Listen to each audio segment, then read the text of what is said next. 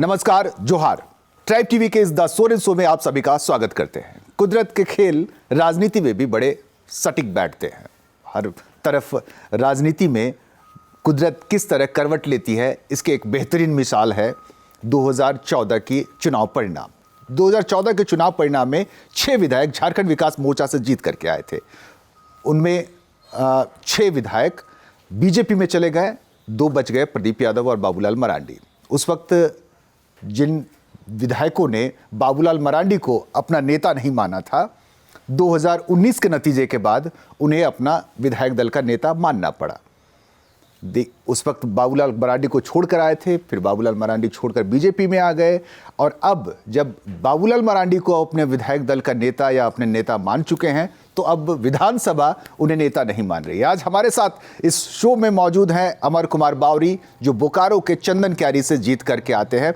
यह दूसरी पारी है उनकी। 2005 में जब वो चुनाव लड़े थे तो तीसरे नंबर पर थे, 2009 में जब वो चुनाव लड़े तो दूसरे नंबर पर आए, और 2014 में जब वो चुनाव जीत कर आए यानी पहले नंबर पर आ गए। तो उत्तरोत्तर तरक्की करते हुए पहुंचे, लेकिन 2014 में जब वो जीत करके आए तो उनकी किस्मत भी खुल गई और वो मंत्री भी बन गए। हमारे साथ इस वक्त द सोरेन शो में मौजूद हैं। आपका स्वागत है अमर जी। शुरुआत चलिए थोड़ी सी इतिहास से ही करते हैं। बड़ा चुनावी संघर्ष रहा आपका, राजनीतिक संघर्ष रहा, और जब एक बार जीत मिल जाती है तो फिर वो हार का गम भूल जाना पड़ता है। 2014 में जिस नेता को छोड़कर आप लोग बीजेपी में आ गए थे, 2019 में फिर वही परिस्थितियाँ, फिर उसी शख्सियत को आप लोगों ने नेता मान लिया, अब विधानसभा नहीं मान रहा है, क्या कहेंगे? ये एक इतिहास है, और माननीय बाबूलाल मरांडी जी सर्वमान्य नेता हैं। उस समय की परिस्थितियाँ ऐसी थी कि झारखंड लगातार बनने के बाद 2000 के बाद 2014 तक हमेशा से एक राजनीतिक जो स्थिरता होनी चाहिए, सरकार की सत्ता को जो राजनीतिक स्थिरता मिलनी चाहिए झारखंड को आगे बढ़ाने के लिए, झारखंड में विकास की गति देने के लिए, जिन मुद्दों को लेकर के लगातार झारखंड संघर्ष कर रहा है, उन मुद्दों पे कोई एक राजनीतिक गलियारे से या राजनीतिक सत्ता से एक निर्णय लेने का वो अभाव दिखता था, क्योंकि गठबंधन की सरकारें रहती थी। छोटी विधानसभा है, 81 सीटों की, तो कोई भी दल गठबंधन पूर्ण बहुमत में नहीं आने के कारण गठबंधन के चलता था, और उसमें बहुत सारे मामले जो पर्दे के पीछे होते हैं गठबंधन में, उसमें सरकार बचाना पहला प्राथमिकता हो जाता है बनिस्बत की हम जनता के विमर्शों को बात करें। 2014 में भी इसी तरह की परिस्थिति थी, जहां भारतीय जनता पार्टी को पूर्ण बहुमत नहीं था, और कहीं ना कहीं हम सबको लगता था कि भाई अब जो है झारखंड में 14 साल का वनवास खत्म हो रहा है, तो अब झारखंड को आगे बढ़ना चाहिए और एक फुल मेजॉरिटी की गवर्नमेंट मिलनी चाहिए। उस परिस्थिति में सब लोगों ने बात करके ही फिर भारतीय जनता पार्टी को हम लोगों ने ज्वाइन किया था, और आपने परिणाम भी देखा होगा। 2014 से 2019 तक झारखंड में बहुत सारे कार्य हुए। विकास के मामले में तो कोई कुछ नहीं कह सकता है, विकास के बहुत सारे आयाम हम लोगों ने गढ़े हैं। पहली बार एक पूर्ण बहुमत की सरकार पूरे 5 साल की सरकार चली, जिसमें कहीं पे राजनीतिक अस्थिरता का थोड़ा सा विभाव नहीं था। सरकार निश्चिंत होकर के अपने कार्यों को अंजाम दे सकती थी, जो निर्णय लेते थे उन निर्णयों को इम्प्लीमेंट करा सकती थी। और आपने देखा होगा बहुत सारे कायदे कानून भी बने, बहुत सारे नियम भी आए, बहुत सारे विकास के कार्य भी हुए। ये तो आप सब लोगों के लिए है, और वही परिस्थिति थी। आज 2019 में वापस हम लोग जीत करके आए हैं, और आदरणीय बाबूलाल मरांडी जी भी हम लोग के साथ फिर से ज्वाइन हुए हैं। हम लोगों ने उनको नेता चुना है, पहले भी हमारे नेता थे, आज भी है, और झारखंड के नेता ही हैं। कोई माने या ना माने उससे क्या फ़र्क पड़ता है, जनता तो उनको मानती ही है। आज भी उनका आभा मंडल सबसे मैं चमकता हुआ आभा मंडल है, जितने भी यहाँ लीडर्स है उसमें, और उनका जो कार्य करने का शैली और फिर उनका जो विचार और उनका जो विवेक है और उनकी बुद्धिमत्ता है, इसमें किसी प्रकार का कोई, मैं नहीं सकता हूँ किसी को शक होगा। और उन्होंने अपने आप को जहाँ स्थापित किया है, वहीं झारखंड को भी स्थापित करने में, झारखंड के विचारों को स्थापित करने में अपनी महत्वपूर्ण भूमिका निभाई है, और उन्होंने इसके लिए सेक्रीफाइस भी किया है। आप लोगों ने नेता मान लिया, विधानसभा नेता नहीं मान रही है, उसे नेता प्रतिपक्ष का दर्जा। भारतीय संविधान के अंदर विधानसभा एक 3 हम लोगों ने आधार स्तंभ बनाए हैं, एक न्यायपालिका के, एक कार्यपालिका के और विधायिका का। तो विधायिका एक सर्वोच्च संस्था है, और विधायिका के जो सर्वोच्च पद है वो माननीय स्पीकर का है, माननीय विधानसभा अध्यक्ष जी का है। और विधानसभा अध्यक्ष जी को जो अभी तक के जो कायदे कानून हैं या कार्य संचालन नियमावली है, जो संविधान है, उसमें उनको जो पावर दिया गया है, जो उनको पावर जैसे जो शक्तियाँ जो उनको दिया गया है वो बहुत बृहत है, और उनका प्रयोग उनके विवेकाधिकार पे भी बहुत सारा निर्भर करता है। बहुत सारी परंपराएं होती है, बहुत सारे लिखित कानून होते हैं, बहुत सारी परंपराएं भी होती है, और बहुत सारे उनके विवेकाधीन होता है जो उस समय चेयर को ग्रैब करते हैं। अभी पूरा मामला उनके न्यायालय में है, लेकिन मैं ज़रूर कह सकता हूँ जब एक दल ने सब मिल करके जब एक नेता को चुना है तो आपको उसको मान्यता देना होगा। वैसे समय में झारखंड के अंदर ही सिर्फ एक निर्दलीय विधायक को सब लोगों ने नेता सदन बना करके सरकारें चलाई है।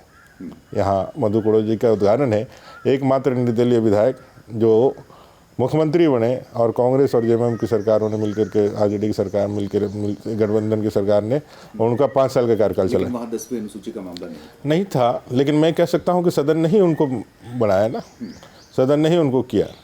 आज अगर 10वीं अनुसूची पे अगर बात करें तो बहुत ही हास्यास्पद है कि कांग्रेस जैसी पार्टी जो राष्ट्रीय पार्टी है, सबसे बड़ी पार्टी है, वो लिखित रूप में प्रदीप यादव जी को, माननीय प्रदीप यादव, माननीय बंधु तिर्की जी को अपना सदस्य मानता है, किसी को कार्यकारी अध्यक्ष बनाता है और किसी को नेता प्रतिपक्ष के रूप में आप घोषित करते हैं, और सदन के अंदर आप जो है जेबीएम के सदस्य के रूप में वक्तव्य देने का अधिकार पाते हैं, और फिर कांग्रेस की बातें करते हैं। बड़ी वहाँ की स्थिति होगी। इसमें मैं ये कह सकता हूँ कि ये तो मैंने कहा कि विधानसभा अध्यक्ष का विवेकाधिकार है, जो भी कब न्याय करना चाहते हैं, कब निर्णय करना चाहते हैं, लेकिन हर विधानसभा के सत्र में यह मामला उठता है, आप लोगों की तरफ से इस पे सदन में दबाव बनाया जाता है, राज्यपाल से मुलाकात करने प्रतिनिधिमंडल पहुंच जाते हैं, आप लोग भी इस बार भी गए थे बजट सत्र शुरू होने से पहले। हमारी इच्छा है, झारखंड की भी इच्छा है, और सब लोगों को ये करना भी चाहिए। अगर यदि आप अगर खिलाड़ी हैं, आप अगर खेलने जाते हैं और सामने वाला कंटेंडर यदि मजबूत नहीं रहा या फिर खाली रहा और आप अकेले गोल कर रहे, तो आपका कुछ ख्याति या फिर कुछ उपलब्धि प्राप्त होगी? नहीं होगी। आपकी ख्याति या उपलब्धि, आपका स्किल क्या है, आप कितने काबिल हैं, आप कितने प्रतिभावान हैं, प्रतिभाशाली हैं, ये तब तक आंका नहीं जा सकता जब सामने वाले का आप नहीं मानते हैं। अगर राम को राम माना जाता है तो उसके सामने रावण थे, रावण के गुणों के आधार पे राम के विजय को बड़ा माना जाता है। उसी तरह से अगर आप नेता सदन, अगर अपने कंपटीशन को, अपना व्यक्तित्व को और अपने नेतृत्व को यदि निखारना चाहते हैं तो सामने में कंटेंडर होना चाहिए जो उनको आप हमेशा चैलेंज कर सकते। तो विपक्ष होना चाहिए, नेता प्रतिपक्ष भी वही है। नेता प्रतिपक्ष के ना मौजूद होने से या उसकी दर्जा ना मिलने से सदन में थोड़ी अव्यवस्था दिखती है। अव्यवस्था तो वही है, क्या है कि जो संवैधानिक अधिकार है जिसमें नेता प्रतिपक्ष, जिस तरह से नेता सदन को किसी समय में किसी मुद्दे पर बोलने का अधिकार होता है, उससे नेता प्रतिपक्ष को भी यह अधिकार होता है कि भाई वो सदन के अंदर जब भी किसी जनहित के मुद्दे पे या झारखंड के मुद्दे पे कुछ कहना चाहे तो खड़ा होकर के कह सकता है, और माननीय स्पीकर महोदय को उनको समय निर्धारित करने के लिए देना पड़ता है। लेकिन अभी की परिस्थिति में क्या है कि उनको माना नहीं गया, उनको दिया नहीं गया है, और जिसके कारण बहुत सारे विधायी कार्य भी मैं समझता हूं कि अभी पेंडिंग पड़े हुए, बहुत सारी नियुक्तियां पेंडिंग पड़ी हुई है। जिस तरह से सूचना आयुक्त का, राज्य सूचना आयुक्त से लेकर के बहुत सारी कमेटियां हैं जिसका फॉर्मेशन नहीं हो पाया। तो अगर यदि नेता सदन उनको मान ही दिया जाता तो उनको अगर डर नहीं रहता नेता सदन को, तो नेता प्रतिपक्ष अगर मान भी दिया जाता तो फिर उनको अच्छा ही होता जब भी आप यदि सही में जनता के लिए कमिटेड है, जनता के लिए काम करना चाहते हैं, अपने वायदे, अपने आइडियोलॉजी को इम्प्लीमेंट कराना चाहते हैं, और उसके लिए आप यदि अपना सर्व कुछ देना चाहते हैं, तो आप उसमें सामने में रहने वाले लोगों से क्यों परहेज? ये लगता है पुरानी परिपाटी को ही दोहराया जा रहा है कि पूरे 5 साल तक मामले चलेंगे, 2.5 साल तो हो सकता है। मैं इसमें कुछ ये नहीं कहना चाहता हूँ कि भाई हैं, जब आप लोग दबाव बनाते हैं तो उनकी तरफ से ये दलील भी दी जाती है कि पिछली बार जैसा किया गया है। अब तो मैंने कहा ना कि भाई आपके पास विवेकाधिकार है जिसमें बहुत सारी चीज़ें न्यायालय में भी नहीं डिस्कस की जाती हैं, क्योंकि विधायिका ही कानून बनाती है जिसको न्यायालय जो है वो इम्प्लीमेंट कराता है, या फिर उसको जो भी है वो लागू कराने का या उसको संरक्षण देने का काम करता है संविधान के आभा में। अब अगर विधानसभा विधायिका के प्रमुख हैं और उन्होंने अपने विवेकाधिकार का प्रयोग किया है, लेकिन इतना जरूर कहेंगे कि इतिहास जब लिखा जाएगा तो ये नहीं देखेगा भी आपने पिछले का उदाहरण दे करके किया है। इतिहास जब लिखा जाएगा तो माननीय स्पीकर के हवाले से ही ये सारी बातें लिखी जाएगी, और इतिहास कभी मरता नहीं है, और ये संसदीय लोकतंत्र है, परंपराएं हैं। कोई भी स्कॉलर आएगा जब इस तरह की घटनाओं पे रिसर्च करेगा तो आपका भी एक उदाहरण होगा। तो मेरा यही एक आग्रह होगा कि जब कोई स्कॉलर या कोई यदि इस पे यदि समीक्षा करे या फिर कोई उसमें आलोचना कुछ लिखे, माने कि कुछ आप लिखे, क्रिटिक लिखे, तो ज़रूर इस बात के लिए आदरणीय स्पीकर याद किए जाए कि भाई उन्होंने अपने विवेक का बेहतरीन प्रयोग करके भारतीय लोकतंत्र को और संसदीय परंपराओं को मजबूत बनाने में अपनी भूमिका का निर्वहन किया है। देखिए, पिछली बार से ये परिपाटी शुरू हुई है कि एक मंत्री के पद खाली रह जाते हैं। इस बार तो नेता प्रतिपक्ष के पद ही खाली हैं। क्या ये एक तरह के संवैधानिक प्रावधानों के साथ खिलवाड़ नहीं हो रहा? देखिए भाई, क्या है जो हम लोगों ने देखा है, कैप्टन है मुख्यमंत्री, अब अपने 11 की टीम है, 12 की टीम है, हम सिर्फ इस कैप्टन की बात नहीं करें, पिछले कैप्टन की भी बात करें, पिछली टीम की। मैं मुख्यमंत्री की बात कर रहा हूँ, तो मुख्यमंत्री में वो भी रहते हैं, जो पद पर हैं वो वही मुख्यमंत्री। अब वो कितने खिलाड़ियों के साथ खेलते हैं, उनके विवेकाधिकार है, वो अपने तरफ से टीम के डिक्लेरेशन करते हैं, अपनी तरफ से खेलते हैं। लेकिन ये जरूर है कि जिस तरह से डिपार्टमेंट्स है और जिस तरह से कार्य का विभाजन करने से कार्य की गुणवत्ता और कार्य में जो आउटपुट आना चाहिए वो आपको दिखने को मिलता है। तो ये अगर आप एक खिलाड़ी को कम करके या फिर एक मंत्री को कम करके यदि आप काम करना चाहते हैं तो उसका कहीं ना कहीं असर देखने को मिलता ही है। जैसा कि अभी देखा जा रहा है, माननीय मुख्यमंत्री के पास बहुत ज़्यादा डिपार्टमेंट है, लास्ट मुख्यमंत्री में भी थे, लेकिन अगर आप एक जन को दे देते हैं, लेकिन राजनीतिक बाध्यता भी है क्योंकि एक अलायंस की गवर्नमेंट है। पिछले बार भी मुख्यमंत्री जी ने अगर रोक के रखा था तो उन्होंने कुछ सोच के ही रखा था, और कहीं कहीं एक मिथ भी है, एक मिथ है। मैं वही कह रहा था कि आम लोगों के बीच में ये टोटका है, टोटका जैसा है कि भाई 14 अगर यदि हमने फुल मंत्रिमंडल यदि नहीं बनाया तो हमारी 5 साल की सरकार चली।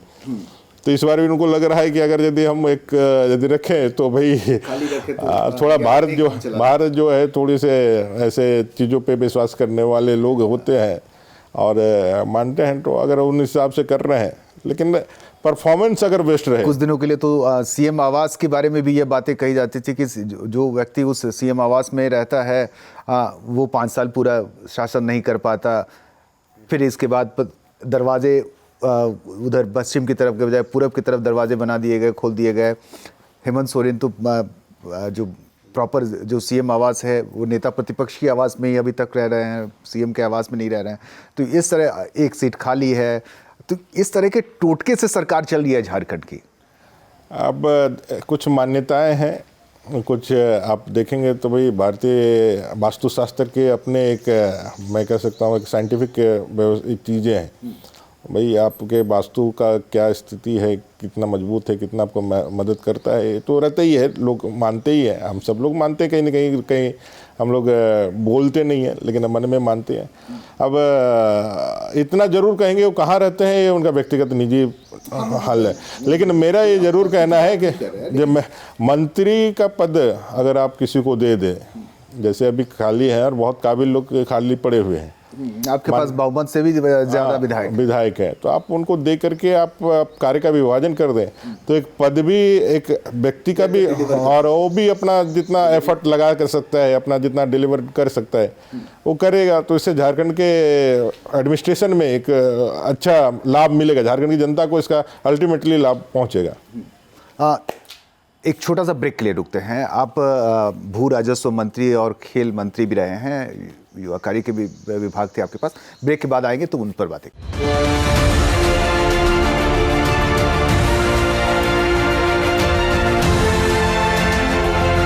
ब्रेक के बाद आपका स्वागत है। आप देख रहे हैं द सोरेन शो, और द सोरेन शो में आज हमारे साथ हैं चंदनकारी विधायक अमर कुमार बावरी, जो रघुवर दास की कैबिनेट में भू राजस्व मंत्री थे। खेल विभाग, युवा कार्य, कला संस्कृति, सारे विभाग इनके पास थे। तो चलिए, पिछले शासन के दरमियान किए गए कार्यों को अब की सरकार कितना आगे लेकर के जा रही है, और खासकर भू राजस्व का एक ऐसा मसला है झारखंड में, भूमि विवाद बड़ी ज़ोर शोर से, बड़ी ज़बरदस्त तरीके से उठते हैं। तो चलिए इनसे अनुभवी पूछते हैं थोड़ा, और यह समझते हैं कि वो पेचीदगियाँ कितनी आसान हो पाई है, कितना अब तक उसे वैधानिक रूप से दूर किया जा सका है।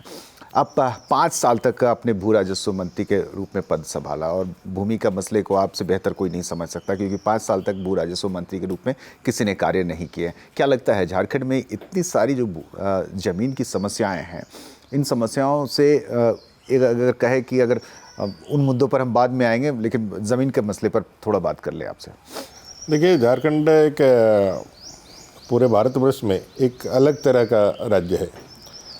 जितने कानून ज़मीन से संबंधित झारखंड में हैं, उतने कानून शायद ही किसी दूसरे राज्य में हैं, और इसी के लिए पेचीदगी थोड़ी सी इसमें ज़्यादा है।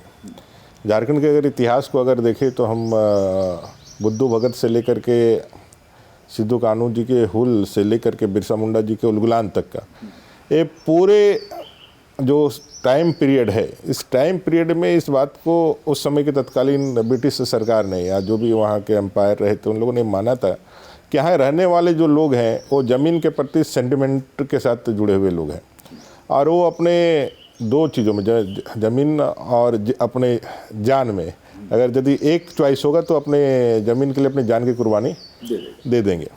और इसी का नतीजा है कि उस समय के तत्कालीन जो एम्पायर थी ब्रिटिश गवर्नमेंट की, उन लोगों ने इस ज़मीन के प्रोटेक्शन के लिए बहुत सारे कानून बनाए, जिसमें एक मुख्य कानून CNT है, SPT है छोटा नागपुर का, और संथालपुर में संथाल टेंडेंसी एक्ट है। उसके साथ विल्किंसन कोड भी रहा है, उसके खास महल की जगह भी रही है। इस तरह से पूरा जो है कोल्हान के क्षेत्र में विल्किंसन रूल को आप देख ले, और ये पूरे क्षेत्र, तो हमारा पूरा परमंडल, मैंने पूरा राज्य जो है एक, मैं कह सकता हूँ एक ऐसे कानून से आच्छादित है जिसमें ज़मीन की खरीद बिक्री एकदम से, मैं कह सकता हूँ कि ना के बराबर है, और कानून के हिसाब से। और जहाँ आप जो है प्रोटेक्टेड जो जगह है वो उसको पूरी तरह से प्रोटेक्ट किया गया है, उनको लगाया गया है। आज जब हम 2022 में ये बात कर रहे हैं तो आप समझ जाइए जो कानून के बने हुए लगभग 101 सदी कंप्लीट हो गई है। कोई भी कानून उस टाइम के लिए 100% उपयोगी हो सकता था। कोई भी कानून आप देखे होंगे, संविधान भी जब बना था तो संविधान के बाद लगातार अनुच्छेदों का संशोधन होता रहा। और मानव जीवन की प्रक्रिया ही यही है कि आपको समय के अनुरूप अपने आप को चेंजिंग लाना होगा। यदि कोई फ्लेक्सिबिलिटी अगर ना रहे, कोई यदि एक चीज़ यदि एकदम हार्ड एंड फास्ट रहे, तो फिर उसमें बहुत ज़्यादा सुधार की गुंजाइश नहीं हो सकती, उपयोगिता भी उसकी बहुत ज़्यादा होती है। इसलिए आज जब हम ये बात करें तो देखें, कानून के रहते हुए भी कानून के वायलेशंस बड़े ज़्यादा हुए हैं, बहुत ज़्यादा कानून के वायलेशंस हुए हैं, जिसके के साथ उसकी ज़रूरत बदलती। आप कानून को यदि एज इट इज यदि इम्प्लीमेंट करते हैं, यदि रहता, तो आज ये झारखंड का दृश्य नहीं दिखता जो आज जो आप देख रहे हैं। अगर यदि 100% कानून का अनुपालन होता पूरे CNT SPT से लेकर विल्किंसन कोड का, तो आज झारखंड का स्वरूप है वो नहीं दिखता।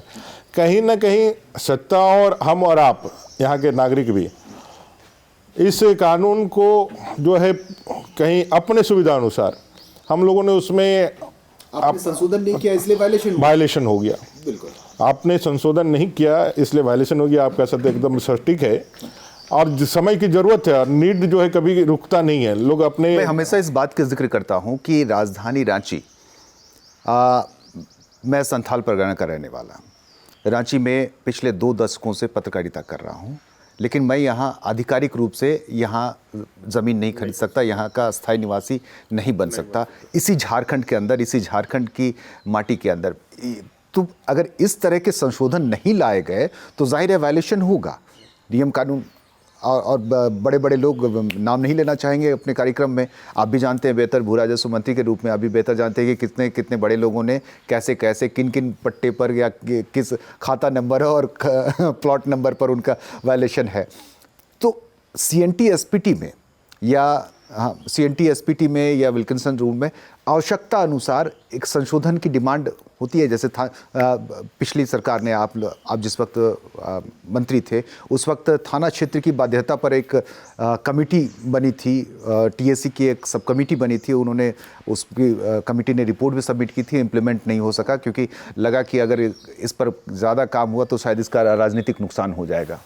अभी क्या है, मैंने कहा ना भाई, झारखंड का इतिहास रहा है ज़मीन के साथ सेंटिमेंट जुड़ाव का, जहाँ जान और ज़मीन में अब जो प्रतिनिधित्व करने वाले लोग हैं, जो राजनीतिक लोग हैं, जिसको लोग सुनते हैं, जिसकी बातों को मानते हैं, अगर वो अपने स्वार्थ के बलीभूत होकर के लोगों की जो आवश्यकता है, लोगों का जो डिमांड है, उसको हम दरकिनार करके अपने स्वार्थ की पूर्ति के लिए अगर यदि हम उसके भावनाओं के साथ, उसके संवेदनाओं के साथ यदि हम कहीं छेड़छाड़ करें या हम उसका साथ यदि खेलें, तो उसका रिजल्ट बहुत ही, मैं सकता हूँ, विरूपतापूर्ण होगा।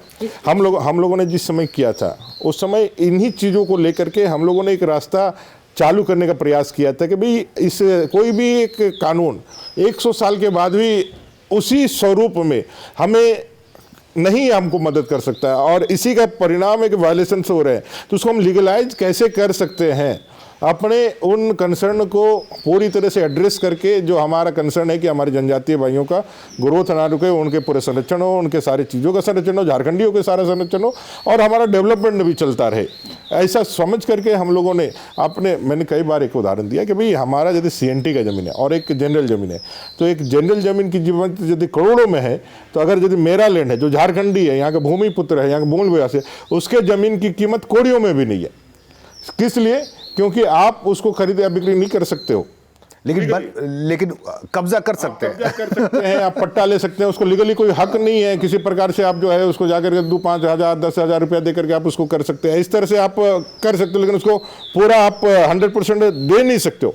और इसका परिणाम ये हो रहा है कि बड़े पैमाने पर लोगों की संपत्तियां, जमीन लूटी जा रही है, और लोग कहीं भी जा करके उसका न्याय नहीं है, और बाकी जो लोग भी है सिर्फ भावना को भड़का करके अपने वोट बैंक की राजनीति में समझे हम तुम्हारे लिए जमीन लूट लेंगे, कर लेंगे। कितने सारे मामले मैं यहाँ देख रहा हूँ, कितने सारे मामले जमीन के विधानसभा के अंदर उठाए जाते हैं, तथाकथित जो उनके रहनुमा हैं उनके द्वारा उठाए जाते हैं, और फिर वो मामले वहीं दब जाते हैं। क्यों? क्योंकि बैकडोर से फिर उसमें है कुछ ना कुछ बातें हो जाती है, मैं डरा करके अपना हित साधने वाला जो है उस तरह से हो जाता है, वो ज़मीन उसी तरह रहती है, वो रैयत उसी तरह ठगे जाते हैं, लेकिन जिनके पास वो न्याय के लिए गए वो अपना काम तमाम करके चला जाता है।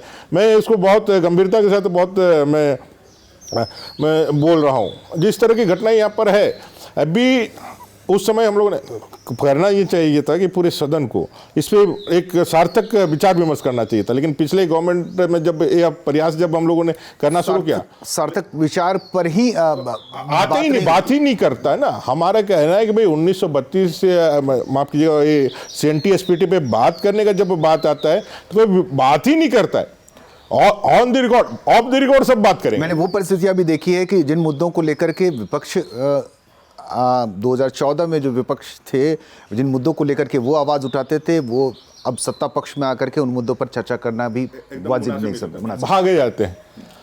हम मतलब CNT SPT पे आप एक सार्थक चर्चा कर सकते थे ना, आप ऑफ द रिकॉर्ड जरूर बात करते हैं, लेकिन ऑन रिकॉर्ड कोई कहने के लिए तैयार नहीं है। ऑफ द रिकॉर्ड आप सारी चीज़ों को एक्सेप्ट करते हैं, लेकिन ऑन द रिकॉर्ड कुछ नहीं। अरे भैया, अगर यदि लोगों में अगर जानकारी का अभाव है, लोगों को सेंटिमेंट है, तो हमको तो बताना होगा ना, हम ना लीडर है। अगर यदि हम आप नहीं बताएंगे, सच्चाई को नहीं बताएंगे सच्चे, तो फिर उस बीमारी का इलाज तो नहीं होगा, और वो नासूर बनता चला जाएगा जो झारखंड बनता हुआ चला आ जा रहा है। एक धारणा यह भी लोगों की बन गई है कि अगर इसमें किसी तरह के छेड़छाड़, मैं छेड़छाड़ इसलिए यहाँ जिक्र कर रहा हूँ कि लोगों को यही बताया जाता है, यही समझाया जाता है कि कानून के साथ छेड़छाड़ हो रही है, लेकिन यह नहीं बताया जाता है कि कानून को सुधारा जा रहा है या रिफॉर्म किए जा रहे हैं। अगर रिफॉर्म या सुधार की अगर हम बात करेंगे तो शायद लोग इसको बेहतर तरीके से समझ सकते हैं, लेकिन एक वर्ग, एक तबका, एक संगठन ऐसा है, संगठनों का एक समूह ऐसा है कि वो लोगों को समझाते हैं कि वो छेड़छाड़ कर रहे हैं, और यह माननीय लोग अपने फ़ायदे के लिए इसमें बदलाव कर रहे हैं। यह जो परिस्थितियां लोगों के दिमाग में बैठा दी गई है, यह लगता है कि झारखंड के विकास के लिए ये झारखंड के विरोधी लोग हैं, झारखंड को कभी भी आगे बढ़ना नहीं देना चाहते हैं। ये नहीं चाहते हैं कि झारखंडियों का जो है हित हो, झारखंडियों का विकास हो, और झारखंड ये भी अपने पैरों पर खड़े पड़े। ये हमेशा झारखंडियों को बेचारा बना के रखना चाहते हैं। ये झारखंड में बेचारा है, एकदम गरीब है, दलित है, आदिवासी है, इसका कोई रहनुमा नहीं है, ये इतने दिनों में, ये बेचारगी से कब झारखंड बाहर आएगा? झारखंडी कब अपने पैरों पर खड़े होंगे? कब अपने संसाधनों का सही मायने में अपने हक अधिकार के साथ तो उसका उपयोग करना सीखेंगे? अगर यदि कोई राज्य आगे बढ़ा है तो उसके नागरिकों ने अपने संसाधनों का उचित कीमत और उचित महत्व को समझा है, तब जाकर के वो आगे बढ़ा है। आपके पास हाथ में हीरा हो और आप उसकी यदि कीमत ही नहीं जान पाएंगे तो फिर आपका कैसे हो सकता है? झारखंडियों के मनोदशा को, मनोभाव को जो भी लोग रहे हैं, इस तरह के लोग, उन लोगों ने हमेशा दमित करने का काम किया है, उनको हमेशा बतलाने का काम किया है कि तुम बहुत दमित हो, शोषित। उसमें कभी आत्मनिर्भरता का या आत्मस्वावलंबन का भाव जागृत ही नहीं होने दिया है। आज सदन के अंदर जिन लोगों ने 2014 और 2017-19 के अंदर जो हम लोगों ने थोड़ा सा प्रयास, एक कदम आगे बढ़ाया था कि भाई इसमें कुछ पॉजिटिव, 4 कदम पीछे हट गए। अब इस तरह से अगर जनता के लिए ही है सब कुछ, हम लोग जनता के लिए ही करते हैं, अगर जनता का दबाव बने अगर कोई अच्छी चीज़ें हम दे रहे हैं और जनता अगर यदि लगता है कि भाई हमको नहीं चाहिए, तो भाई लोकतंत्र है ना, इसी में इसकी खूबसूरती है। हम बोले ठीक है भैया, जिस देश के अंदर कृषि कानून को भी सब कुछ उसके पॉजिटिव चीज़ें रहने के बाद भी माननीय प्रधानमंत्री जी ने उसको रोल बैक किया।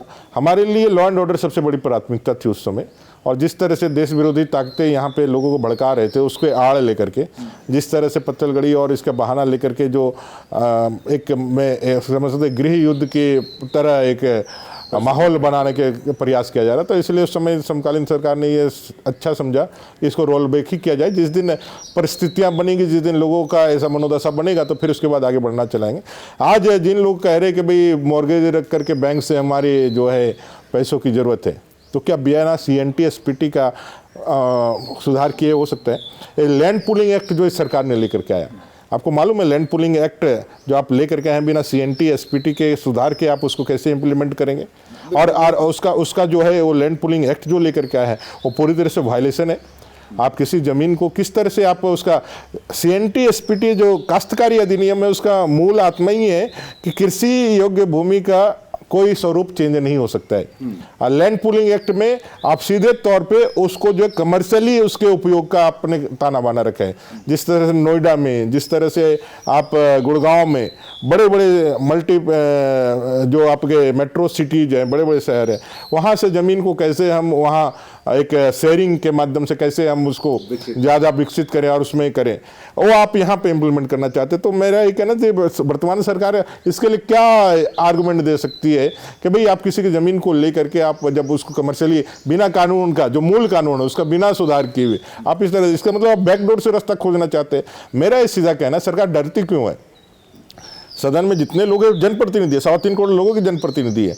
आपके मन में कुछ है और आप कहना कुछ चाहते हैं, आप दिखाना, मैंने ये दोहरा चरित्र मत रखिए। आपको लगता है कि भाई इसमें सुधार होना चाहिए, तो ताकत के साथ आकर करिए। क्यों नहीं मानेगा? यदि सारे सदन सब लोग एक साथ खड़ा होकर के अगर यदि इस बात को कहेगा कि भाई एक कानून में अगर यदि हम सब लोग मिल करके कुछ हम लोग करना चाहते हैं, सब मिल करके करेंगे सबके लिए, और नहीं तो आप यदि इसी तरह छोड़ दिए तो वायलेशंस ही होंगे, इसी तरह से लोग ठगे जाएंगे, हमारे मूल आदिवासी दलित वंचितों को छोड़ देंगे। मूल विषयों पर एक व्यापक स्तर पर चर्चा होनी चाहिए, सदन के अंदर भी, सदन के बाहर भी। एक वक्त हुआ छोटे से ब्रेक का, ब्रेक के बाद हम लौटते हैं तो इन गंभीर बातों को थोड़ी और आगे ले जाएंगे।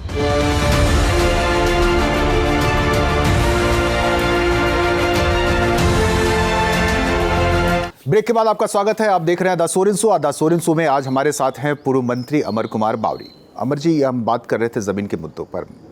लगता है कि झारखंड के मूल मुद्दों पर, जिसमें ज़मीन भी जुड़े हुए हैं, खतियान भी जुड़ा हुआ है, इन मुद्दों पर सदन में कोई एकरूपता नज़र नहीं आती। हम पक्ष विपक्ष की बात नहीं कर रहे हैं। आप जब पक्ष में रहते हैं तो पक्ष के नज़रिए से चश्मे से देखते हैं, विपक्ष में रहते हैं तो विपक्ष के चश्मे से देखते हैं। समाधान कैसे निकलेगा?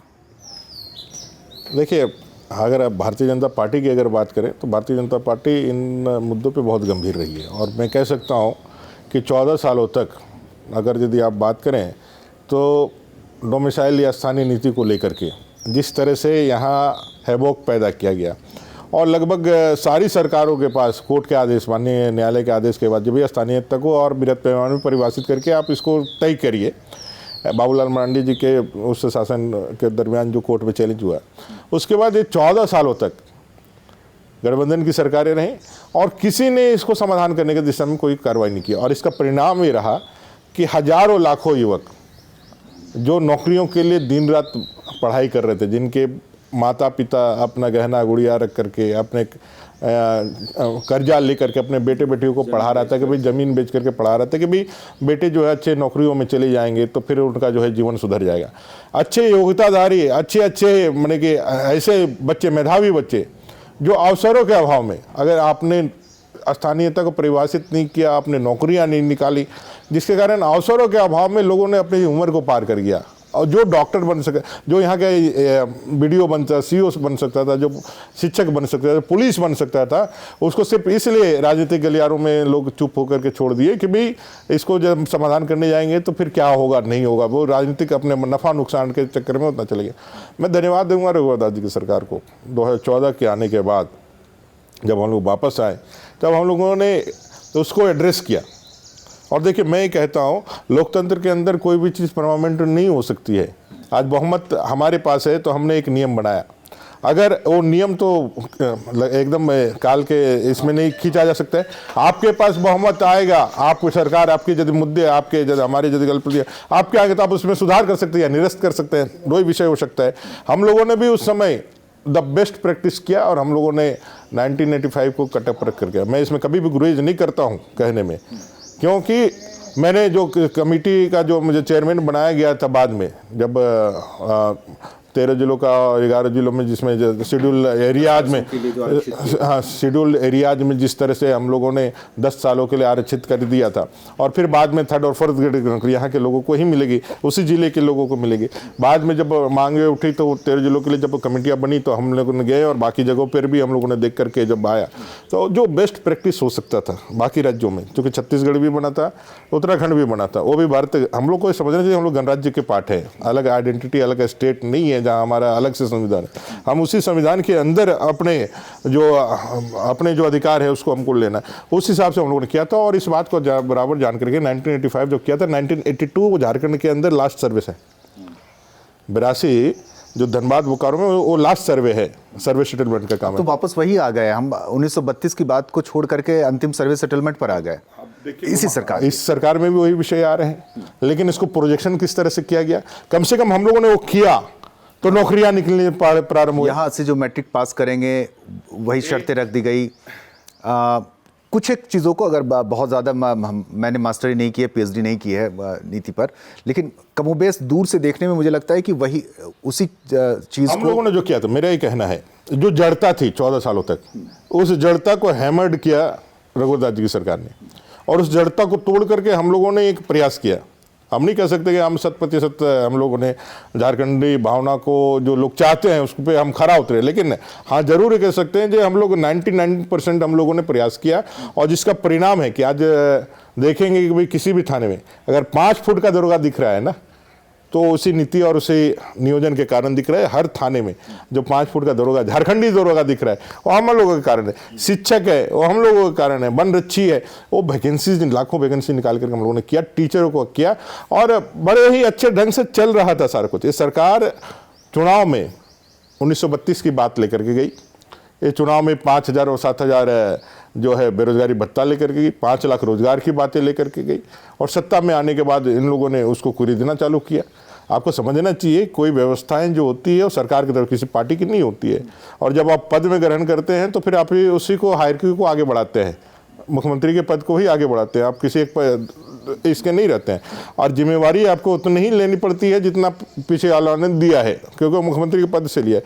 आप उसको कुरेद करके इस तरह से आभा मंडल बना करके नहीं, आप उसको थोड़ा विचार करके और राजनीतिक पूर्वाग्रह से बाहर आ करके, आप 3.25 करोड़ झारखंड के प्रतिनिधि के रूप में हैं, तो आप इसको, इस गौरव को अपने अंदर समाहित करके अगर यदि आप काम करते हैं, पूर्वाग्रह को एक किनारे रख देते, भाई ठीक है राजनीति की जो विषय है वो है, लेकिन झारखंड का हित पहले है, हमारे 3.25 करोड़ लोगों का हित पहले है।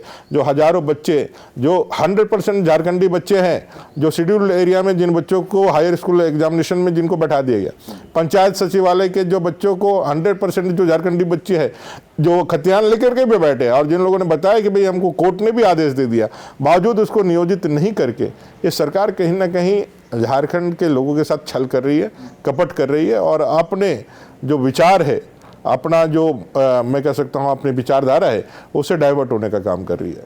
आपने जो 10 साल जो कमेटी थी आपकी, 10 साल के लिए जो 13 अनुसूचित क्षेत्रों के लिए आरक्षित किए थे, यह मामला कई लोगों को तब समझ में आया जब ये खारिज हो गया या खारिज कर दिया सरकार ने। हम लोगों ने 2400 जिलों को किया था, 13 पहले इसमें हुआ था, शेड्यूल्ड एरिया था तो उसमें किया था, उसका 13 का हमारी बावरी कमेटी नहीं किया था। और कभी आप बावरी कमेटी के सारे चीज़ों को एक बार डिस्कस करके देख लीजिए, हमें लगता है कि मैंने पढ़ा है, पूरी कमेटी के रिकमेंडेशन पढ़े हैं और मुझे पता है, लेकिन जब इसे खारिज कर दिया गया तब लोगों को समझ में आया कि यह एक्चुअली में था क्या, इसके फ़ायदे क्या हो सकते थे। हम लोगों ने बताया था, लेकिन बता नहीं पाए। हम लोग बताएं, लोगों को बताएं, लेकिन क्या है कि विपक्ष ने, मैंने कहा ना भी, सेंटिमेंट, भारतीय राजनीति में सेंटिमेंट का बहुत बड़ा रोल होता है। लोग काम का आकलन से ज़्यादा संवेदनाओं का और सेंटिमेंट का, भावनाओं का ज़्यादा आकलन और ये करते हैं, कौन किससे जुड़ता है। लेकिन कि भारत जो है एक तरह से भौतिकवादी संस्कृति का तो है नहीं। यहाँ हम लोग जो है वो आध्यात्मिक संस्कृति वाले हैं, जिसमें संतोष हम लोगों के लिए बहुत बड़ा है, मतलब कि सेल्फ सेटिस्फेक्शन सबसे बड़ा चीज़ होता है। और इसका कारण होता है कि हमको यदि नहीं मिले रोड, हमको मतलब नहीं है, हमको बिजली आ गया कोई मतलब नहीं, हमारा सेंटिमेंट सेटिस्फाइड होना चाहिए, हमारी जो भावनाएं है वो संतुष्ट होना चाहिए। तो उन सेंटिमेंट को गलत नीयत से सिर्फ सत्ता पाने के लिए विपक्ष ने अच्छी चीज़ों को भी, जो एक राज्य के रूप में अच्छी चीज़ों को भी उन लोगों ने गलत दिखाने का प्रयास किया, गलत दिखाया, जो जनता से सीधे कनेक्ट कर गया। कहीं क्योंकि गलत चीज़ें लोगों को आकर्षित करती है हमेशा से। देखिएगा, जिन चीज़ों से आपकी हानि होगी, आपको नुकसान होगा, आपके शरीर को भी नुकसान होगा, जितने डॉक्टर आपको मना करेंगे उतना ही आपका मन जो है उन चीज़ों को खाने के लिए, डायबिटिक के लोगों को बोलिए तो मीठा ज़्यादा खाने के लिए कैसे करेगा।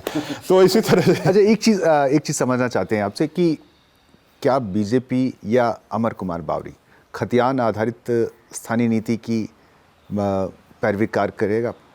हम लोगों ने 1995 किया था। और मैं बता रहा हूँ हम लोगों का जो मत है, हम लोगों ने जो बेहतर समझा, जो सबसे अच्छा, क्योंकि आपके कोई नेता खुलकर नहीं बोल रहे इस मसले हमारा देखिए ये जो विषय है, ये सारे विषय विपक्ष के, आज जो सत्ता पक्ष के साथियों ने, उन्होंने जनता के बीच में रखा था। भारतीय जनता पार्टी ने कभी इस विषय को कहा भी नहीं है, लेकिन हमारा कोई विरोध भी तो हम लोगों ने नहीं किया है।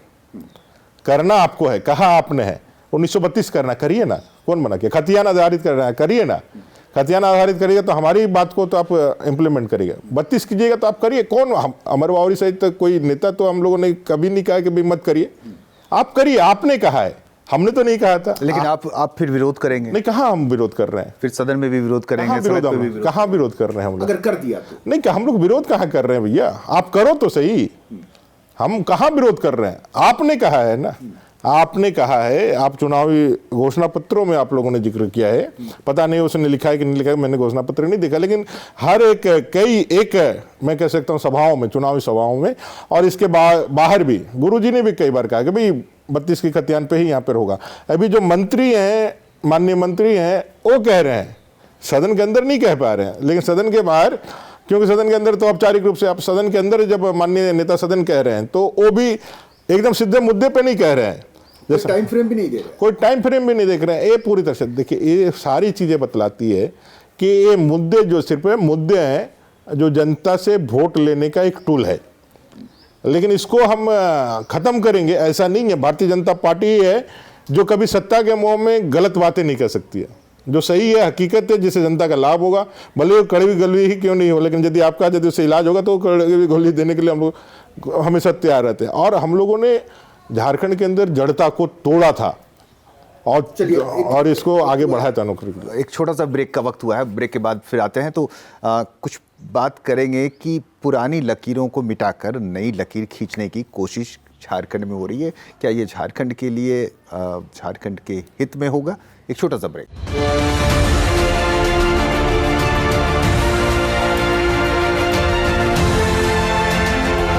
ब्रेक के बाद आपका स्वागत है। आप देख रहे हैं the Soren show. The Soren show में हमारे साथ हैं पूर्व मंत्री, वर्तमान विधायक बीजेपी के अमर कुमार बावरी। अमर जी, अमूनन ऐसा देखा गया है झारखंड में, झारखंड गठन से लेकर के अब तक, जो एक सरकार एक लकीर खींचती है, दूसरी सरकार आती है तो उसके पैरेलल लकीर खींचने के बजाय पहले उस पुरानी लकीर को मिटाता है, फिर उस पर नई लकीर। अगर वो पुरानी लकीर पर ही अगर उसे जोड़ता चला जाता तो एक लंबी लकीर खींची जा सकती थी। झारखंड की परिस्थितियाँ ये ऐसी है जिसकी वजह से हम आज जिन बातों को आधे घंटे से ज़्यादा जिन मुद्दों पर चर्चा कर चुके हैं, क्या ये लगता है कि हम झारखंड को एक बेहतर स्टेट के रूप में तैयार कर पाएंगे? पिछली सरकार ने तो दावा भी किया था कि यह देश का ही नहीं दुनिया का नंबर 1 स्टेट होगा। 2014 से 2019 का जो रघुवरदास जी का शासनकाल था, जिसमें हम लोगों ने जनता के सेवा किए हैं, आपने देखा होगा कि करीब करीब 2000 से 2014 तक जहाँ झारखंड राज्य में 22,000 किलोमीटर सड़कें बनी थी, हम लोगों ने 5 साल में लगभग 23,000 सड़कें बनाई थी। मतलब 48,000 झारखंड के अंदर सड़कें बनाई। 68 लाख परिवार हैं यहाँ पे, 38 लाख परिवारों तक बिजली थी, 30 लाख परिवारों तक हम लोगों ने बिजली पहुँचाया। आप समझ सकते हैं ये बिजली पहुँचाने का काम, ये सड़क बनाने का काम किन के लिए हुआ। ये उन्हीं आदिवासी दलित वंचित लोगों के लिए है जिनके यहाँ तक विकास नहीं पहुँचते। अगर सड़क नहीं पहुँची थी तो अब मैं गारंटी के साथ लिख करके देता हूँ, जा करके देख लीजिए। अगर 10 सड़क बनी है तो 10 में 9 सड़क वो दलित आदिवासी वंचितों के लिए हो सकता है, 10 में 10 वो। ऐसे विकास के नए आयाम हम लोगों ने गठित किया। विकास की लड़ाई में जीत गए, अब क्या है, विचार की लड़ाई में हार गए। विचार की लड़ाई ऐसी है, मैंने कहा कि विचार की लड़ाई ऐसी है कि भाई हम अपने हमारा जो बात है वो लोगों तक पहुँचे, और ये हमारे लिए चैलेंज भी है कि हम अच्छा करने के बाद भी क्यों पीछे हैं, लोग कुछ नहीं करते हैं, लोग झूठ बेच करके भी क्यों आगे हैं। तो ये हमारे लिए विचार है एक कार्यकर्ता के रूप में, एक भारतीय जनता पार्टी के कार्यकर्ता के रूप में, और लगातार हम लोग उसमें आगे बढ़े भी रहे। लेकिन भारतीय संघीय परंपरा में, भारतीय लोकतांत्रिक परिस्थिति में हर 5 साल के बाद मैंडेट आना है, और मैंडेट जब आएगा तो आप अपने विचारों के साथ आगे बढ़ेंगे और फिर आपको जनता चुन करके भेजेगी। लेकिन जनता जब विचारों के साथ दूसरे, जब एक से विपक्ष जब आता है तो निश्चित रूप से कुछ विचारों में अंतर रहता ही है। जब उसके सिद्धांतों में अंतर रहता है तभी वो चुन करके जब वापस आता है। लेकिन ऐसा है कि भाई शासन तो एक नियमित प्रक्रिया है और वो संविधान के अनुसार ही चलता है, और आप अपनी चीज़ों को संविधान के दायरे में ही कर सकते हो। और संविधान हमारा इतना ब्रॉड है और इतना पावरफुल और इतना प्रोग्रेसिव है कि अगर हम संविधान और ऊपर यदि व्यवहार करें तो कभी कन्फ्लिक्ट नहीं हो सकता, फिर उस गति को हम लोग आगे बढ़ा सकते हैं। लेकिन संविधान के दायरे से बाहर जा करके सिर्फ राजनीतिक पूर्वाग्रह से यदि हम काम करें तो वो एक गड़बड़ होने लगती है। मेरा ये आग्रह है कि कंटिन्यूटी एक प्रकृति का भी नियम है, सतत प्रक्रिया है, और विकास के साथ राज्य प्रशासन भी सतत प्रक्रिया में है। आप अच्छी चीज़ें यदि हैं तो उसको खुले मन से एक्सेप्ट करना चाहिए और उसमें फिर एक नए धागा को जोड़ करके आगे बढ़ाना चाहिए, भले ही वो धागा हरा ही क्यों नहीं हो। अगर केसरिया में हरा बांध करके भी आगे बढ़ाते हैं तो आगे बढ़ाना चाहिए। सतरंगी हो जाएगी, सतरंगी है, ये हमारे को कोई दिक्कत नहीं है हम लोगों। लेकिन अगर आप पूरी तरह से उसको करेंगे तो फिर हम जहाँ से चालू किए थे वहीं से हम फिर चालू करेंगे। हर 5 साल में अगर हम सिफर से चालू करें, शून्य से चालू करें, तो हमारी यात्रा कितनी होगी? 10 होगी, बहुत ज़्यादा हम जोड़ेंगे तो 10 जोड़ेंगे। और आप चालू करेंगे, यदि आप में काबिलियत नहीं है 2 जोड़िएगा। अगर हम 10 जोड़े हैं और आप 2 जोड़ते हैं तो 12 हो जाएगा कम से कम। ये और एक कमी आपने जो इंगित किया है, कमी हमारे राजनेताओं में है, हम में है, हम कह सकते हैं, जो अपने राजनीतिक एजेंडे को, अपने पूर्वाग्रहों को अपने राज्य से पहले रखते हैं। उनको राज्य के पीछे रखना चाहिए, राज्य के हित के पीछे उसको रखना चाहिए। जब आप उस जगह पे बैठते हैं, उस पद पे बैठते हैं, तब उसको आपको पीछे रखना चाहिए, लेकिन आप उसको राज्य के आगे रख दें। मैं उदाहरण के साथ इस बात को यहाँ रखना चाहूँगा। जब वित्त मंत्री थे रघुवर दास, उस वक्त उन्होंने मेट्रो मोनोरेल की बात की थी और अपने बजटीय भाषण में भी, अपने बजटीय प्रावधान में भी इसकी चर्चा लाई थी। इस बजट सत्र में भी यह चर्चा आई और सत्ता पक्ष की ओर से आई कि शहर एक्सपेंड हो रहा है, यहाँ की आबादी बढ़ रही है, लोगों का बोझ बढ़ रहा है, सड़कें अब छोटी होती जा रही है, सक्रिय होती जा रही है, मेट्रो रेल के पर विचार किया जाना चाहिए या मेट्रो रेल पर सरकार को काम करना चाहिए। 10 साल बाद भी, तकरीबन 10 साल से भी ज़्यादा, 2007-8 के आसपास की मैं ये बात बता रहा हूँ, जब रघुवर दास उस वक्त वित्त मंत्री थे। 10 साल बाद भी हम सिर्फ विधानसभा में इन सब बातों को सुन रहे हैं, देख नहीं पा रहे हैं। दूसरे शहरों को मेट्रो शहर में तब्दील होता हुआ देख रहे हैं। अगर उस वक्त यह काम उसकी बाद की सरकार ने उसे कंटिन्यूटी बनाए रखा होता तो शायद आज गड्ढे तो कम से कम खुदे हुए नजर आते। मैं कह रहा हूँ ये सारी जो बातें हैं वो कहीं ना कहीं वो जो हमारा जो व्यवहार है उससे संबंधित है, राजसत्ता से संबंधित है। दूसरा एक चीज़ और ज़रूर है कि भी विकास के लिए आपको ज़मीन चाहिए। आप समझ सकते हैं, विकास जो करना है उसके लिए ज़मीन चाहिए। हवा में कुछ नहीं बोल सकते। आप कितने भी आप प्लान कर लो, आपके पास अरबों रुपया हो सकता है, लेकिन वो प्लान, वो सपने को पूरा करने के लिए आपको ज़मीन चाहिए। और ज़मीन झारखंड में अगर विकास को करना है तो आपको थोड़ा सा अपने विचारों में जो आपकी जो है, जो आप पर्दे के पीछे जो विचार व्यक्त करते हैं उसको पर्दे के सामने भी और ऑन कैमरा भी उसको बोलने का साहस लेना चाहिए। और मैं कह सकता हूँ जब तक ये सारी चीज़ें ठीक नहीं होगी तब तक ये आगे नहीं बढ़ सकता है, क्योंकि हमने जिस राजनीति का जो एक किया है, मैं कह सकता हूँ जिसको हमने संरक्षित किया है वो मुझे ही खाने के लिए, जिस भस्मासुर को हम लोग बढ़ाया है वो हम ही को कर रहा है। क्योंकि आज जो सत्ता पक्ष के लोग हैं, जिन मुद्दों पे जो झारखंड के हितकारी मुद्दे थे उस पर जिस तरह नेगेटिव नैरेटिव जो बनाने का काम किया था, आज उससे वो खुद लड़ रहे हैं। आज वही जब सत्ता में आ गए हैं तो उस नैरेटिव जो उन्होंने जो उस समय जो गलतियां की थी उसमें अपने राजनीतिक छद्म स्वार्थ के लिए जो उन्होंने कह दिया था भाई हमारे लोगों का जो है आ जाएगा, आज उसी चीज़ से वो चैलेंज कर रहे हैं। उन्हीं जमीन के मुद्दों पे या फिर अभी जो है उन्हीं सारी चुनौतियों का सामना उनको करना पड़ रहा है। अमर जी, आप अनुसूचित जाति मोर्चा के अध्यक्ष भी हैं। अनुसूचित जातियों की, अनुसूचित जनजातियों की दशा दुर्दशा पर बहुत बातें हो गई। अनुसूचित जातियों की दशा पर, इनके हालात पर झारखंड में इस वक्त जो परिस्थितियां हैं, खासकर आपके चंदन क्यारी में भी यह घटना हुई है, साहिबगंज में भी यह घटना हुई है। क्या लगता है कि दलित और आदिवासियों की परिस्थितियों में दलित कहाँ खड़ा है? आरक्षण की बात आप लोग लगातार उठा रहे हैं। देखिए अभी क्या है, 2000 में जब झारखंड अलग राज्य हुआ तो जनजातीय भाइयों के लिए, चूँकि ट्राइबल स्टेट्स है तो उनकी बातें तो लोगों ने रखा ही है, ओबीसी की बातों को भी लोगों ने रखा है, लेकिन एससी जो 14% बिहार में जिनका आरक्षण था और लगभग हम लोग उतने ही की आबादी में थे, क्योंकि सेंसस तो 2000 उसके समय का था, 1991 का था। 2000 के समय हम लोगों को 10% हम लोग, उसके बाद हम लोग आए। और आप देख सकते हैं कि कोई भी एससी का मतलब अनुसूचित जाति के जो प्रॉब्लम्स है उस पर कोई विमर्श आज तक नहीं हुआ, कोई उसके बातों का कोई उठाया भी नहीं। और कभी भी आपने देखा होगा कि भाई एक ऐसा प्रयास जो भाई एससी जो यहाँ कम्युनिटी है जिसकी आबादी लगभग अभी 50 लाख के करीब होगी, जो एक बड़ा कंट्रीब्यूशन है यहाँ के आबादी का, और जो भी सेम आदिवासी भाई हो या दलित भाई हो, हमारा कंडीशन नहीं की है, क्योंकि हम जिस भौगोलिक क्षेत्र में रहते हैं वहाँ पे हम लोग उसी के सारा हमारा वो सही रहता है। इनको एड्रेस नहीं किया गया था। हम लोग अभी प्रयास कर रहे हैं कि इस चीज़ों को हम लोग करें।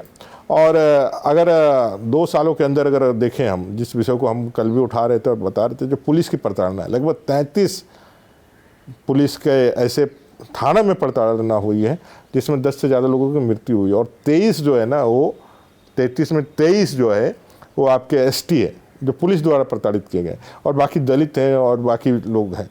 तो आप समझ सकते हैं कि इस सरकार में, जिसको आज सरकार जो नेतृत्व कर रही है, ये आदिवासी दलितों के विचारों की सरकार लोग कहते हैं, इसके उनके चेहरे से वो अपने आप को कनेक्ट करते हैं। लगता है कि मेरा ही कोई प्रतिछाया आज सत्ता के अंदर है, लेकिन उनके सत्ता में रहने के बाद भी, चाहे गोलकेरा का 7 आदिवासियों के नृशंस हत्या की घटना के साथ इस सरकार का जो है वो सफ़र चालू होना हो, या फिर इस तरह 33 आप 2020 से 22, कल ही मैंने एक आलेख में पढ़ा और बाकायदा रिकॉर्ड के साथ मैंने पढ़ा कि भाई किस तरह से 23 आदिवासी भाइयों को थाना में, अब बताइए हेमंत जी की सरकार में उनकी थाने में उनके आदिवासी भाइयों को प्रताड़ित किया जा रहा है, 10 से ज़्यादा लोगों की मृत्यु हो रही है, 23 उसमें आदिवासी भाई हैं, दलित भाई हैं। तो आप समझ सकते हैं कि राज्य का प्रशासन किस तरह से इनके कंट्रोल से बाहर है। और जहाँ तक दलितों की बात है तो दलितों के साथ बहुत सारी समस्याएं हैं, और अभी जो सरकार है ये सरकार भी थोड़ा सा देखने में विभेद कर रही है। हमारी परिस्थितियाँ एक जैसी है, हमारे चैलेंजेस एक जैसे हैं, हमारा संघर्ष एक जैसा है। जब भी आप देखें बाकी राज्यों में अगर कोई आरक्षण का या कोई सी सरकारी कोई योजनाओं का यदि इम्प्लीमेंटेशन होता है तो दोनों को बराबर मौका दिया जाता है, लेकिन यहाँ झारखंड के यहाँ क्या हो रहा है कि भाई जनजातीय भाइयों को यदि पशुपालन विभाग में यदि कुछ मिल रहा है तो उनको 100% सब्सिडी के साथ मिल रहा है, लेकिन वहीं अनुसूचित जाति लोगों को 50% सब्सिडी माने 50% राशि के साथ मिल रहा है। तो जो योजनाएं हैं या जो सरकार में बैठे हुए या जो पदाधिकारी है, ये सरकार को समझना चाहिए कि भाई इनके साथ जो है जिस तरह से दोहरा विचार किया जा रहा है उसको हम कैसे रोकें, और साथ साथ जिस तरह से इनके सर्टिफिकेट्स, जाति सर्टिफिकेट बनाने में जिस तरह से परेशानियाँ हो रही हैं, यहाँ जितने सफाई कर्मचारी हैं जो लगातार अपने जीवन को खतरे में डाल करके हमारे पूरे झारखंड प्रदेश में वही लोग कर रहे हैं, इतने दिन से कर रहे हैं, सफाई का काम कर रहे हैं। आज जो उनके नौकरियां जो है 5,000 7,000 में उनको लोगों को प्रताड़ित किया जा रहा है, आउटसोर्सिंग लेकर के आया जा रहा है। तो ये सारी जो चैलेंजेज है नौकरी से लेकर के ये सारे विषय, ये हम लोगों के साथ है और जिसको हम लोग लगातार देखने का प्रयास कर रहे हैं। और हमारा पूरा संगठन का यह हम लोगों का एक प्रयास है कि पूरे जो 50 लाख के जो अपनी आबादी 24 सबकास्ट जो है हमारे, उसको संगठित करके हम लोग अपनी एक आवाज़ बुलंद करें और ऐसे जो वंचित लोग हैं इनके ऊपर भी सरकार का ध्यान आकृष्ट करके अपने हक अधिकार को हम लोग लेने का काम करें। एक आखिरी सवाल, बजट सत्र के दरमियान जो 5 राज्यों के परिणाम आए उसमें 4 जीते, आपकी पार्टी ने विजयी हासिल की। इसके बाद का जो जोश था, जो उत्साह था, 2024 तक इसे मेंटेन कैसे करेंगे और क्या बीजेपी के लिए संभावनाएं बन रही है झारखंड में? क्या आदिवासी समुदायों के उनका भी विश्वास हासिल करने की कोई रणनीति आप लोग पार्टी की? देखिए 4 राज्यों में जो जीत हुआ है उसमें मणिपुर भी है, जो ट्राइबल लैंड है, आदिवासी बहुल क्षेत्र है, वहाँ से भी भारतीय जनता पार्टी जीती है। यूपी जो जीत हुआ वो एससी बहुलता वाला क्षेत्र है, वहाँ भी हम लोगों ने जीता है। गोवा भी जीता है। माने भारतीय जनता पार्टी का विचार और दर्शन और उसके सिद्धांत जो सबका साथ, सबका विकास, सबका प्रयास और सबका विश्वास है, जो माननीय प्रधानमंत्री जी का एक संकल्प है और उसको जो उन्होंने इम्प्लीमेंट किया है, इसको लोगों ने पसंद भी किया। और मेरा एक मैं बहुत बड़ा अनुभवी राजनीति नहीं हूँ, लेकिन मेरा ये कहना है कि झारखंड में जो घटना हुई 2014 से 2019 में जो हम लोगों ने सरकार चलाई और फिर जनता ने जिस तरह से यहाँ पे सत्ता का परिवर्तन कर दिया और सत्ता परिवर्तन के बाद 26 महीने 27 महीने में झारखंड की जो दुर्दशा हुई है लोगों ने, जो एक सरकार जो 2014 से 19 में चली जिसने लोगों के सपनों को पंख लगा दिया और ये 26 महीने में वो जो पूरी घटनाएं जो दिख रही है झारखंड में पूरा विकास, इससे कहीं ना कहीं, क्योंकि ये सोशल मीडिया का ज़माना है, सब कुछ है, लोग देखते हैं। ये 5 राज्यों में जहां भारतीय जनता पार्टी का शासन था उन लोगों ने इस बात को समझा और झारखंड की गलती को वहाँ नहीं दोहराएंगे ऐसा समझ करके उन लोगों ने इसी गठबंधन, जो भारतीय जनता पार्टी के नेतृत्व में जो भी गठबंधन या जो नेतृत्व था उनको उन्होंने वापस से लाया है। और मैं निश्चित रूप से कर सकता हूँ कि इसका जीत का उत्साह तो कार्यकर्ताओं में होता ही है, जनता में भी होता है, जनता भी उसको देखते हैं। और ये 26-27 महीनों में हेमंत जी की सरकार पूरी तरह से फेल्योर हो चुकी है, जनता ने भी महसूस किया। आज सारे लोग सड़क पर है। इतने कम समय में इतना अनपॉपुलर कोई सरकार नहीं हो सकता है जितना इस सरकार हुआ है। और ये ऐसा नहीं कि आज मैं कह सकता हूँ कोरोना का कालखंड नहीं रहता, कोरोना में लोगों को रोड पे नहीं तो डे फर्स्ट से मतलब 6 महीने 7 महीने के बाद ही 2020 से ही लोग सड़क पे आने लगते हैं। लेकिन कोरोना का कालखंड के सब लोग खड़े हैं, रास्ते पे है, चाहे वो पोषण सखी से हो, चाहे युवा बेरोजगार युवा हो, चाहे और भी जितने लोग हैं सारे सड़कों पर हैं, एकदम नाउमीदी के साथ लोग सड़क पे हैं, अपना संघर्ष कर रहे हैं। तो 2024 में निश्चित रूप से केंद्र में भी सरकार बनेगी और झारखंड में भी मुझे लगता है भारतीय जनता पार्टी की पूर्ण बहुमत की सरकार आएगी, क्योंकि जनता ने देखा है जो धोखा खाया है उससे इस बार जो है दूध का जला छाछ फूक फूक के पिएगा और वापस भारतीय जनता पार्टी की सरकार आएगी। चलिए, आप अपनी उम्मीदें बनी रहे, मेरी बहुत बहुत शुभकामनाएं। धन्यवाद इस वक्त देने के लिए, बातचीत करने के लिए। तो अमर कुमार बावरी हमारे साथ थे, खासकर ज़मीनी मुद्दों पर, यहाँ की जो ज़मीन से जुड़ी जो समस्याएं हैं, जो कानून है, उन पर संशोधन सुधार की गुंजाइश बेहद कम नज़र आती है इस सरकार में भी, इससे पहले वाली सरकार में भी। जिस हद तक वो आगे बढ़ी थी उससे कई गुना वो पीछे हट गई और इस सरकार में भी ऐसी चीज़ें होंगी इसके आसार कम नज़र आते हैं। आज के लिए बस इतना ही। अगली बार फिर किसी खास शख्सियत के साथ आपके साथ हम हाजिर होंगे। तब तक के लिए दीजिए इजाज़त। नमस्कार।